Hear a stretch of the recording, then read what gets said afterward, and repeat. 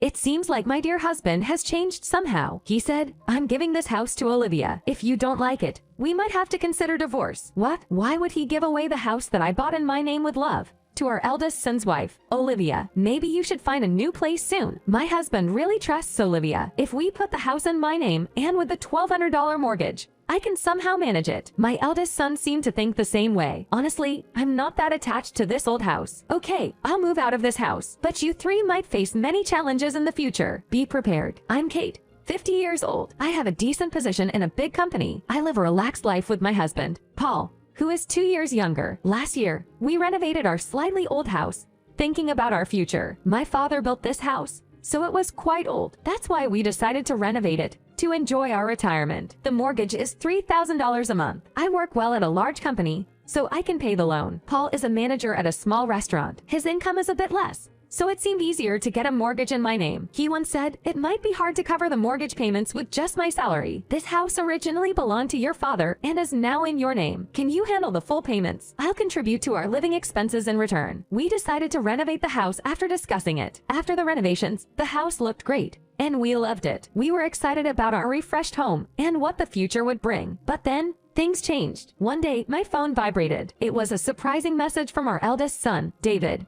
I'm thinking of getting married. At 31, he's been working hard at a decent company. He has always been serious, worked hard at school, and was passionate about his job. This was the first time he talked about a girlfriend. I wondered, what kind of person is she? If David likes her, she must be nice. But what if she's deceiving him? With a mix of anticipation and slight worry, we awaited the day we'd meet her. Then, a woman with long hair and a lovely personality knocked on my door. Hello, I'm Olivia. Her first impression was refreshing, and the atmosphere brightened instantly. Nice to meet you, she said. Her smile was sparkling like summer sunshine. I whispered in my heart, she's too wonderful to be with David. Noticing Paul smiling beside me, she's incredible, really charming, Paul murmured, and as if in response, Paul, I'm so glad you said that. I hope we can get even closer from now on, Olivia said as she hugged him. What's this surprise about? I was a little shocked by her behavior. Even David's eyes widened in surprise. However, Paul looked a bit embarrassed, just as the atmosphere seemed to tense up. I'm sorry. Was I being too friendly? With a smile,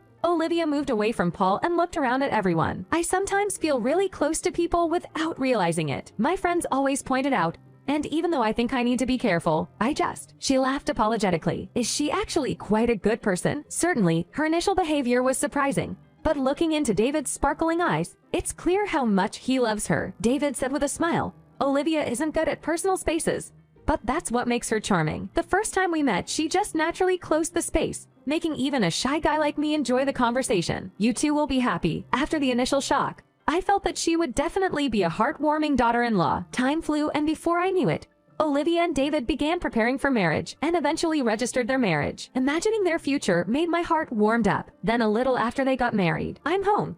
When I opened the door, unfamiliar women's shoes were in the entrance. Looking inside, I saw Paul and Olivia. She turned around with a smile. Kate, welcome home. Empty cans and bottles were scattered around, suggesting they'd been having a good time. So surprised, and I asked, what's going on here? On the way home, I bumped into Olivia. We decided that we wanted to deepen our bond a bit more, so we chose to drink together. But Minnie's a bit tight this month, so we thought of having a drink at home. Is it okay for them to drink alone at home? I didn't want to intrude on their newlywed time, but I wondered why they didn't just drink at David's house. As I was shaking my head, Olivia began to speak. Actually, our room's a bit messy, but this place is so clean and comfortable. Olivia looked a bit drunk. It was fresh to see her being a bit relaxed, who is usually nice and polite. But were they really drinking like this? Just the two of them. But where's David? It was unusual for a new bride to come over and drink like this by herself. I even looked around to see if David was hiding somewhere. David's been really busy lately, working late at night, so feeling a bit lonely, I came over for a change. Seeing a tear fall from Olivia's eye,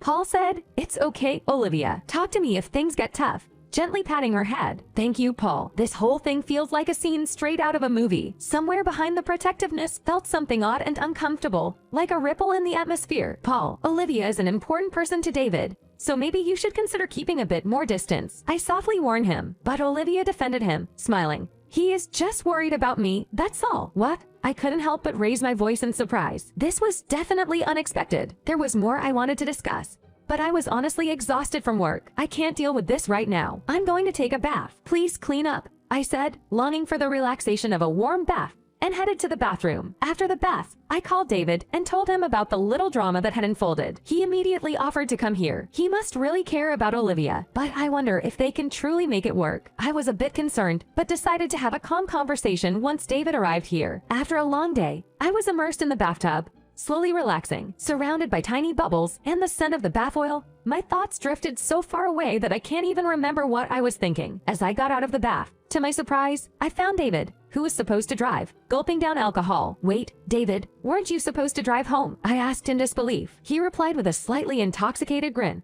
Olivia said, "Let's drink together." And well, I got pulled in. "I've decided to stay here tonight. Hey mom, how about a drink with your son after so long?" His eyes sparkled with enthusiasm, but with an unexpected overnight guest, and with Olivia around, I felt a bit uncomfortable. I am happy to drive you both home if you want," I offered, but David brushed it off. "You must be tired too, right? It's all right. We'll stay here." In the middle of all this, I heard laughter. I felt an awkward atmosphere and glanced at Olivia. For a split second, I felt as if she was staring intently at me. The way she looked at me bothered me, leaving me to wonder, what's this feeling? Maybe I misunderstood. I tried to reassure myself, but little did I know, her grand plan was already set in motion. The next day, Olivia came to see me first thing in the morning, repeatedly apologizing for the behavior. It felt as if she was a bit overreacting, but I understood where she was coming from. When I told her it's all right, she left looking relieved. But that night, to my surprise, she was at my house again. David seemed to have gone out somewhere. I thought again, but she looked different from before. I was quite worried after that. "Sorry for coming again," she said shyly, offering me a box of sweets. Paul also sheepishly apologized, saying, "I might have been a bit overexcited yesterday." "Sorry, I figured that if this would help them bond, I should forgive them for now." Both were grateful, thanking me with sincerity. However, just when I was feeling so mentally exhausted, a new twist awaited. One day, Paul approached me with a grimace, saying, "Can we talk?" I chose the living room as our spot to chat. As I was waiting, the door opened and in came David and Olivia. I couldn't hide my shock, thinking, why are they here? I greeted them with a long time no see. But strangely, they both sat silently. The tense atmosphere hinted at some big news, making me nervous. The room grew heavy with tension. Suddenly, Paul dropped a bombshell. "From now on, this house will belong to Olivia. If you can't accept that, we might have to reconsider our relationship." "Why would you say something like that?" I asked him, feeling a mixture of shock and confusion. The next minute Olivia shouted, "You need to leave this house." I was utterly dumbfounded. No idea what was happening. "Hold on, explain yourself." "Giving the house to Olivia? What do you mean?" As I asked with confusion, Paul replied, cheeks flushed, "You've always been causing trouble for Olivia, haven't you? You should have thought about this before it gets too late. As long as I remember, I haven't done anything wrong." Yet, Paul didn't seem to believe me. "Olivia told me everything. I've seen her crying over how much you've hurt her." Beside him, Olivia appeared to be holding back tears, while David looked at me disapprovingly and said, "I never imagined you'd do something like this, Mom." It's heartbreaking. No matter how I tried to explain, my words wouldn't reach them, and Olivia's tears never stopped falling. "That's why we've decided to have separate lives. The three of us will live in this house." What Paul said sounded quite heartless to me. "Why should I have to give my house to Olivia?" I asked him with confusion. Paul responded, "Olivia's deeply hurt. Sure, demanding compensation is one way, but I thought of a different approach. I know how much this house means to you, so by taking it, maybe you'll realize the gravity of your behavior." I wondered if all this was even true, because I had never been nasty to Olivia in any way. Moreover, with Olivia not having worked for a while since getting married, wouldn't a monthly mortgage of $3,000 be impossible? When I pointed this out, Paul smiled and said, "The mortgage will be transferred to David's name, given his salary and workplace. I think the transition will be smooth." I questioned, "Is it even that easy to transfer a loan?" Paul nodded, explaining, "Usually, it's difficult. But David works at a reputable company. Plus, I know someone at the bank where you have the contract, so I think it can be arranged." His optimism didn't take away my worries. David chimed in, "A $3,000 mortgage. That's manageable." The atmosphere grew increasingly hostile, as if I was being forced to give up my home. I feel like I've been saying the same thing over and over again, but I haven't done anything to Olivia. I can't bear the thought of giving up my house. The two grew angry with my response. This entire conversation was draining. That's when Olivia, who had been crying all this time, began to speak softly. "Kate, please understand.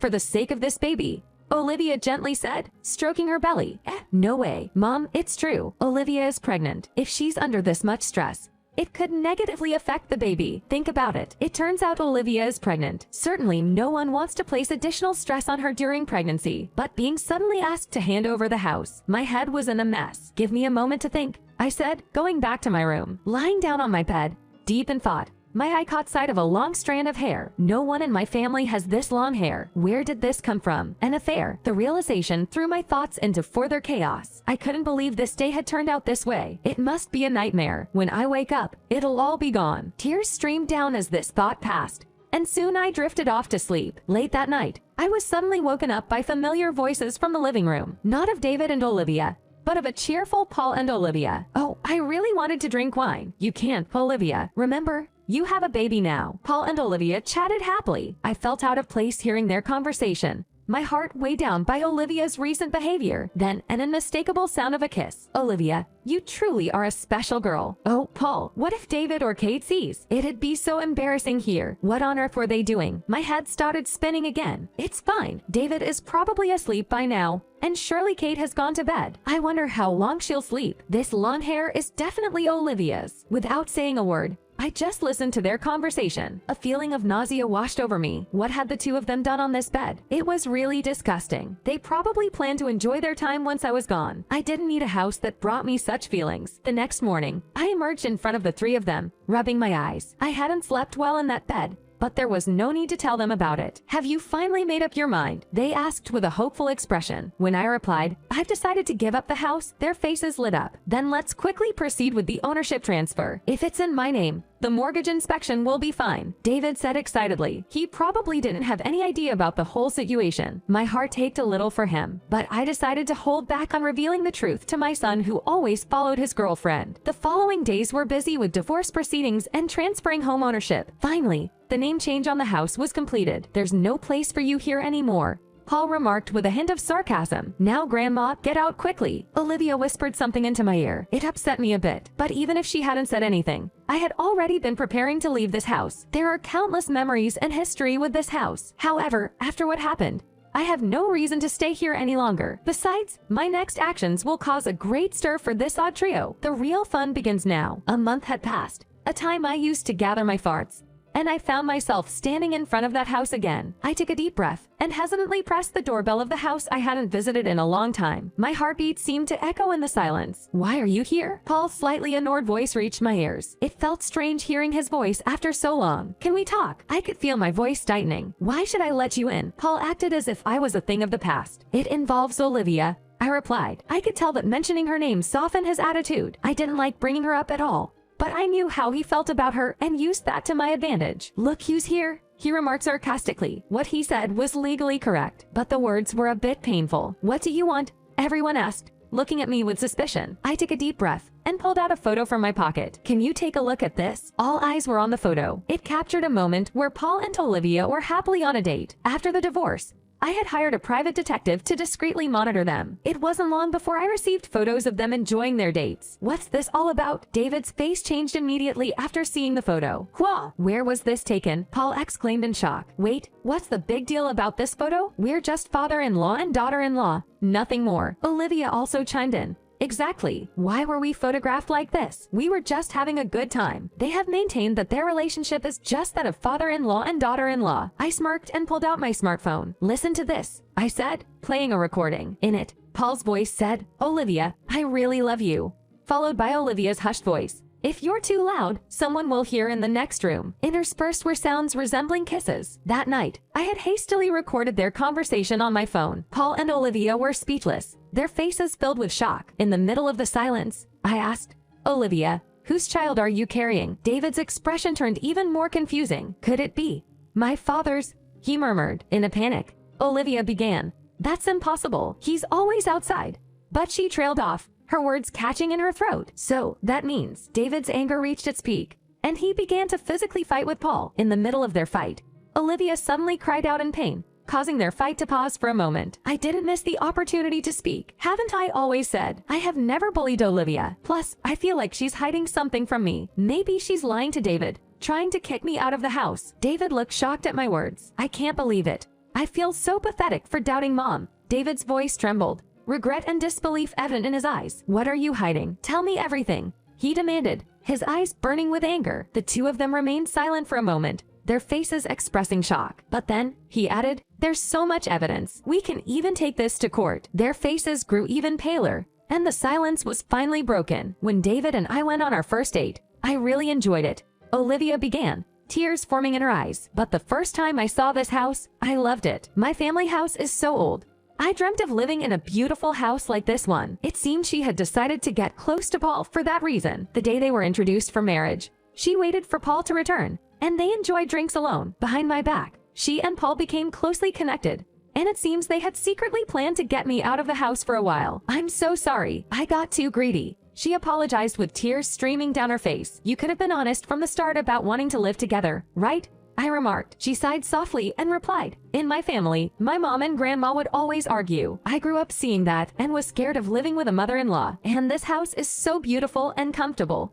I was hoping you'd leave. Her voice was mixed with a hint of regret. The fact that she had an affair with her father-in-law was unacceptable. I wondered, what was Paul thinking? Taking a deep breath, Paul said, every time I saw her smile, I knew she was using me, but the time I spent with her felt so good. That's still unforgivable. David's response was brief, but carried a deep weight. Betrayal, sadness, and anger were in his eyes. Both of them were lost for words, tears streaming down their faces. It was no surprise when David decided to divorce. Moreover, a DNA test confirmed Paul was the father of the baby. I never thought this day would come, David murmured in a soft voice. Gently, I stroked his head. Our family changed so much because of that woman, but perhaps she hasn't realized how much her choices will impact her own future. A feeling deep within me suggested that, with time, my premonition will slowly become reality. 2 years later, on a sunny day, she decided to remarry Paul and started a new life under the same roof. It seems their children go to the nearby daycare almost every day. Today, Grandpa, no, Daddy came to pick you up, a voice reportedly said from outside the daycare. There are times when she gets surprising and confused glances from those around her. The children play happily, and she seems to be making an effort to make friends with other mothers. However, she often feels isolated. When she spoke to her parents and brothers about her divorce from David and her remarriage to Paul, there was significant resistance from the family. Their anger towards Paul was intense. Now her relationship with her family is strained, and they seldom meet. Her choices certainly cast a long shadow over her life. Meanwhile, that big, beautiful house now sits quietly, occupied only by David. In his eyes, memories of the past and hopes for a new future shine brightly. I've thought about selling this house, but my mother grew up here. I can't just easily sell such a cherished home, David murmured, looking into the distance. Maybe because I mentioned a few times that I hate that house, it makes me nauseous. He had it cleaned and sorted out everything Paul and Olivia had left behind. I couldn't help but joke. If I knew you'd go through all this trouble, I wouldn't have said anything. Then, with a hint of embarrassment looking down, he said, I know it's not right to blame them, but I'm sorry. I'm not sure if you can forgive me, but please feel free to visit the house once in a while, and I'd like us to share more together. Saying this, he handed me a resort hotel voucher. I was moved by his warm gesture, almost to tears. Of course, I can't simply forget everything that quickly, but I want to rebuild our relationship slowly over time.